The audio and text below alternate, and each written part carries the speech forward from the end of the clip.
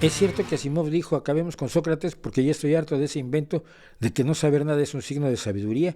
No encuentro la referencia original en inglés. No la conozco yo, pero la frase es maravillosa.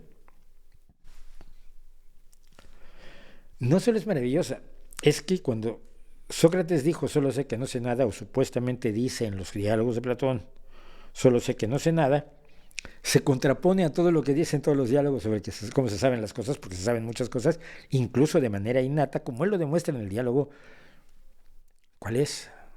El, el del esclavo, donde supuestamente él demuestra que un esclavo sabe eh, cómo duplicar un cuadrado en el suelo.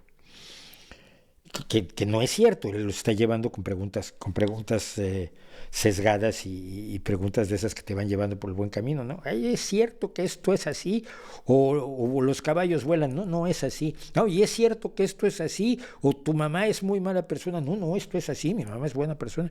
Ese tipo de que lo usa en el diálogo no me acuerdo cuál es ahora, y lo cito con frecuencia, lo usa Sócrates. Entonces él dice que todos sabemos cosas innatamente, y el otro dice que no sabe nada. O sea que me parece maravillosa.